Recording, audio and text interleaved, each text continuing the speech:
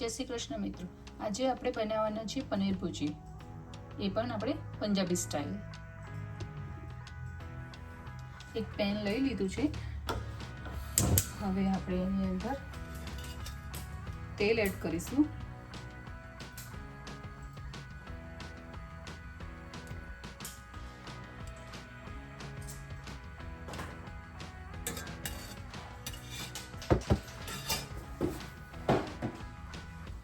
આપણે ચેક કરી લઈએ કે તેલ ગરમ થઈ ગયું છે. હજી પણ તેલ ગરમ નથી થયું, એટલે હજી આપણે થોડી રાહ જોઈએ. તમે જોઈ રહ્યા છો કે હવે આ તેલ ગરમ થઈ ગયું છે. હવે આપણે એની અંદર બધું જ આદુ અંદર નાખી દઈશું અને આદુની જોડે જોડે આપણે લસણ પણ અંદર એડ કરીશું.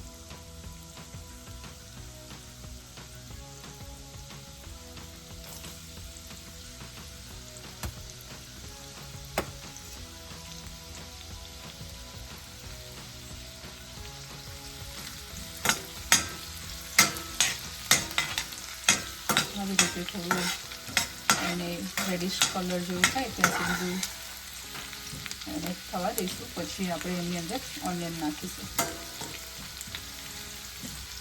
આવી જ રીતે બધું જ થોડું નાનું નાનું કાપી અને આપણે એને સાતરી દઈશું.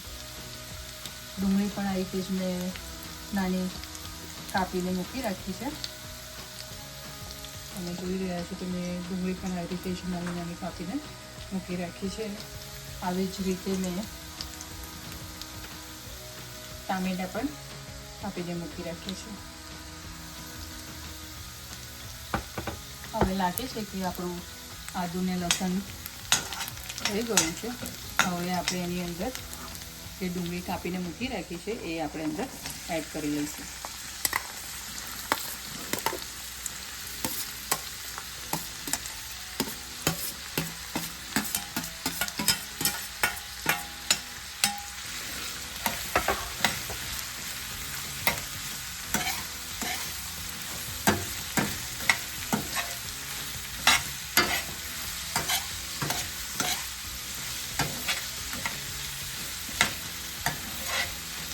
હવે આપણે ડુંગળી અંદર નાખીશું તો એની અંદર આપણે 1 ચમચી જેટલું મીઠું અંદર એડ કરીશું કે જેથી આપણી ડુંગળી જલ્દીથી ચડી જાય. ડુંગળીને થોડી વાર માટે ચડવા દઈશું.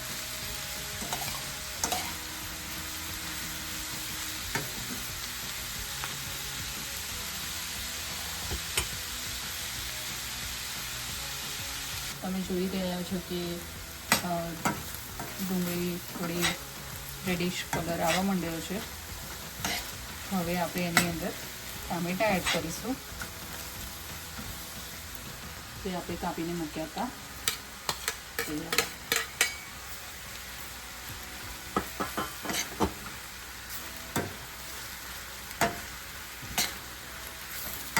અને બધું જ મિક્સ કરી લઈએ. હવે આપણે તેની અંદર થોડા કાજુ એડ કરીશું.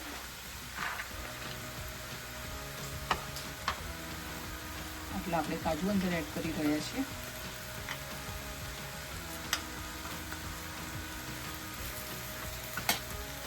કે જેથી એનો ટેક્સચર છે એ ક્રીમી થાય.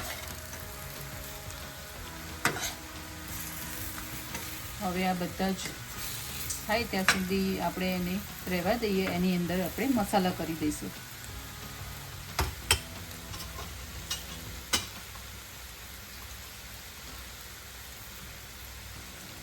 એક ચમચી જેટલી હળદર એડ કરીશું અંદર.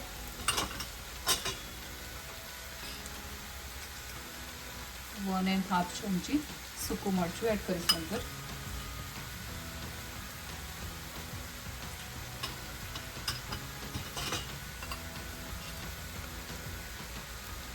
અને 1 ચમચી જેવું ધાણા જીરું અંદર એડ કરી રહ્યા છીએ.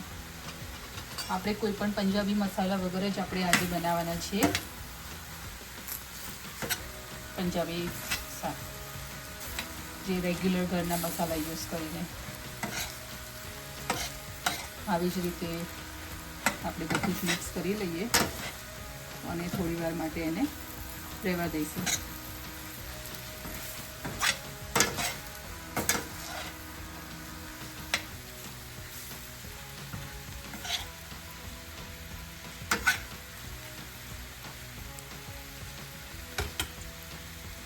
હવે આપણે એને જોઈ લઈએ કે આપણો જે કૂક કરવા મૂક્યું છે એ ટામેટાં અને ઓનિયન થઈ ગયું છે. થઈ ગયું છે.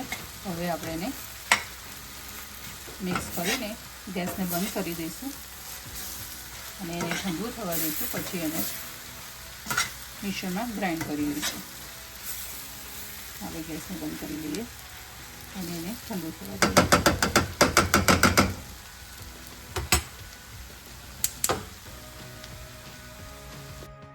હવે આપણે બધી જ વસ્તુ મિક્સર જારમાં ભરી લઈએ અને પછી એને વાટી દઈશું.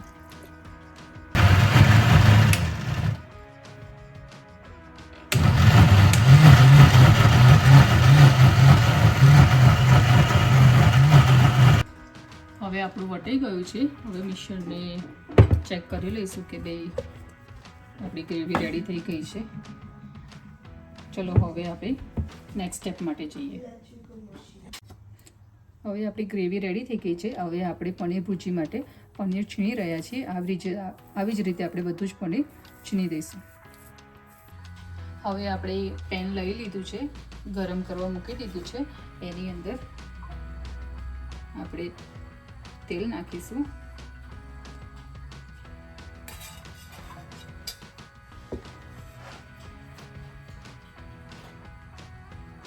તેલ ગરમ થઈ જાય ત્યારે આપણે એની અંદર મસાલા એડ કરીશું. આપણું તેલ ગરમ થઈ ગયું છે. એની અંદર આપણે તેજપત્તું નાખીશું. 2 નાની સિનેમન સ્ટિક નાખી રહ્યા છીએ અને 4 જેવી ઇલાયચી નાખી રહ્યા છીએ અંદર.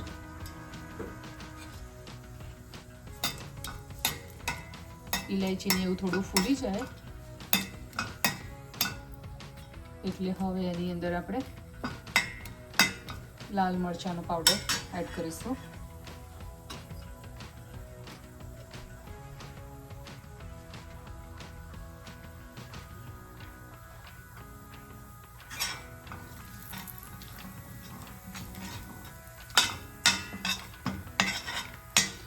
થઈ ગયું છે. હવે આપણે એની અંદર જે ક્રશ કરે તો એ બધું જ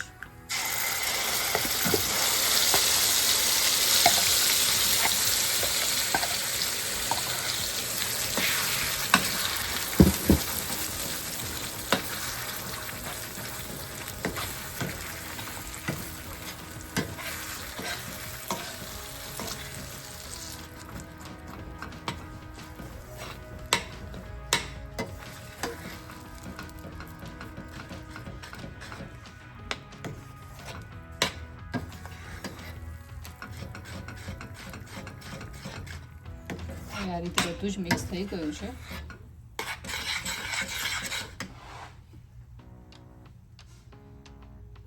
હવે આપણે તેની અંદર કસ્તુરી મેથી નાખી રહ્યા છીએ કે કસ્તુરી મેથી છે એ થોડી હાથેથી મસળી દેવાની છે. આવી જ રીતે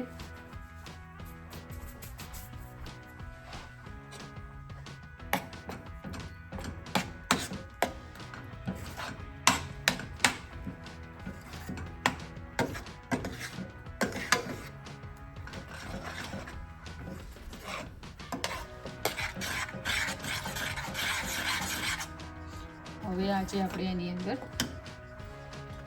હું હાફ એન્ડ હાફ ક્રીમ નાખી રહી છું. તમે જોઈ રહ્યા છો કે હાફ એન્ડ હાફ ક્રીમ હું ક્રીમ નાખી રહી છું.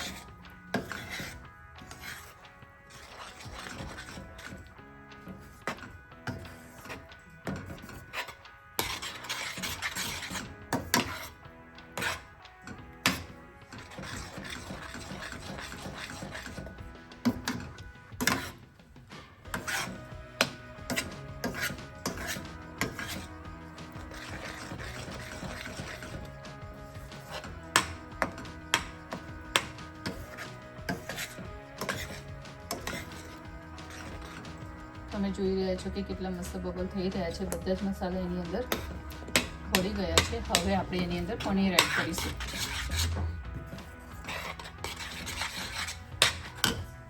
કે જે આપણે છીણીને રાખ્યું છે.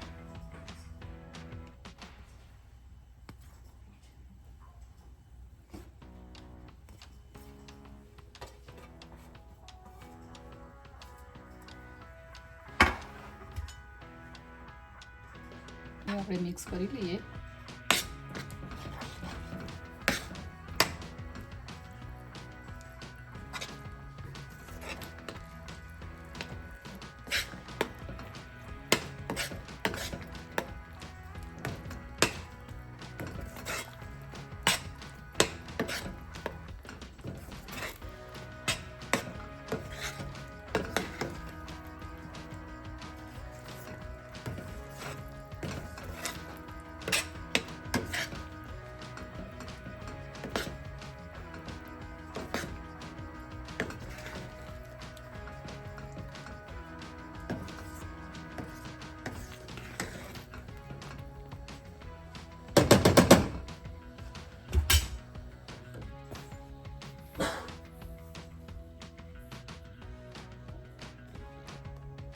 તમે જોઈ રહ્યા છો કે આપણું પનીર ભુજી બનીને રેડી થઈ ગઈ છે.